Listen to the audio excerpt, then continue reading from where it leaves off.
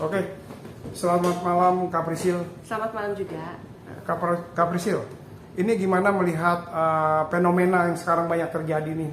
Banyak wanita yang sekarang tidak percaya diri dengan tubuhnya. Mereka terlihat gemuk, sedikit-sedikit lakukan liposuction, sedot lemak. Dan setelah sedot lemak itu akan terjadi penggelemberan pada kulit. Nah, cara menangani untuk mengencangkan kulit itu kembali seperti apa? Oke, saya jawab satu persatu dulu ya. Yang pertama, tadi kan dibilang wanita tidak percaya diri dengan tubuh yang gemuk misalnya. Dan yang pertama dia harus lakukan, ya dia harus maintain tubuh dia dong supaya tidak terjadi yang terlalu gemuk yang berlebihan. Jadi kalau mulai gemuk dikit ya sudah mulai mengurangi makan atau olahraga. Jadi harus menjaga dulu tubuh dia. Oke lah, mungkin udah kebiasaan dari muda, jadi udah mulai gemuk sampai menikah pun gemuk. Jadi mau nggak mau dia harus liposuction, harus melakukan operasi, harus melakukan tindakan. Ya sudah, lakukan saja tindakan. Misalkan tangannya besar, dilakukan liposuction. Sebegini, liposuction itu kan hanya mengambil lemak. Ingat ya, liposuction itu hanya mengambil lemak tapi tidak mengencangkan. Jadi banyak yang berpersepsi, saya dengan liposuction badan saya akan kurus nih. Aduh, saya kan tadi liposuction di perut, di lengan supaya badan saya atau lengan saya jadi kurus. Sebenarnya tidak ya, tidak seperti itu karena sekali lagi liposuction hanya mengambil lemak dan bukan mengencangkan. Apa yang akan terjadi setelah liposuction? Kulitnya akan mengendur dan akan geber-geber gitu loh pada saat tangan yang gemuk ya atau yang perut. Jadi untuk mencegah supaya tidak terjadi seperti ini, ya pasti sedot lemak oke, tapi kulit masih mengendur. Untuk mencegah kulit kendur ini, yang pertama kita bisa melakukan suntikan dengan liposlimming, yang dimana bisa mengencangkan, itu yang pertama. Yang kedua, yang pasti harus angkat beban ya supaya kulit yang bergerambir ini tidak goyang-goyang gitu. Jadi banyak hal yang bisa dilakukan ya, tapi itu PR juga sih. Jadi bukan berarti liposuction langsung kurus badannya atau kencang kulitnya, enggak. Jadi bisa dengan liposlimming, bisa dengan olahraga, dengan renang, melakukan hal-hal yang bisa mengencangkan lengan gitu. Sebenarnya gini, di luar liposuction bisa aja dilakukan tummy tuck.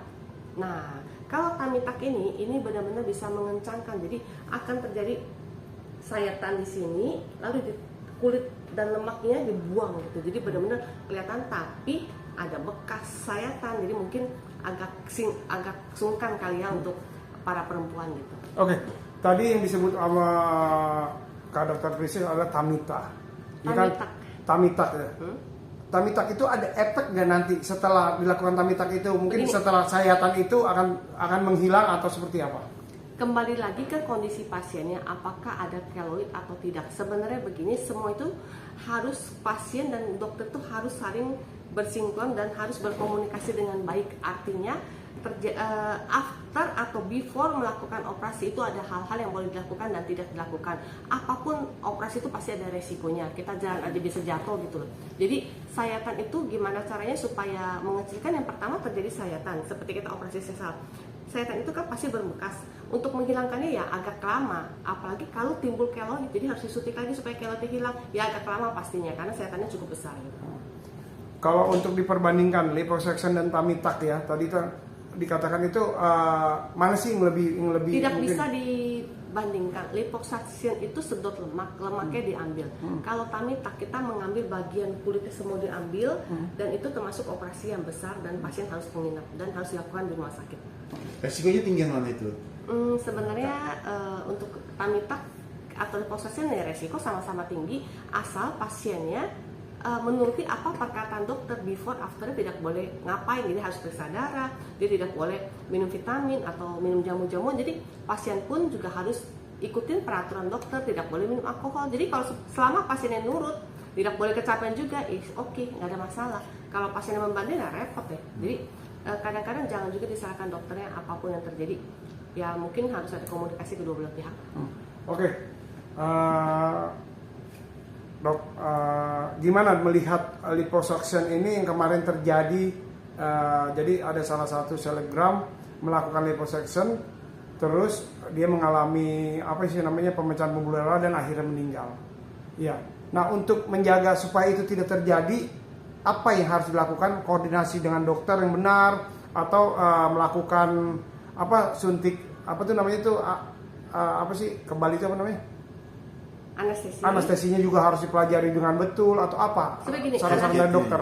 anestesi dipelajarin betul kan enggak lah ya, pasien mana mengerti. Yang pertama, pasien itu harus menuruti apa kata dokter. Yang pertama yang tadi saya bilang, tidak boleh minum alkohol, tidak boleh minum vitamin, tidak boleh minum jamu-jamuan, harus istirahat yang cukup.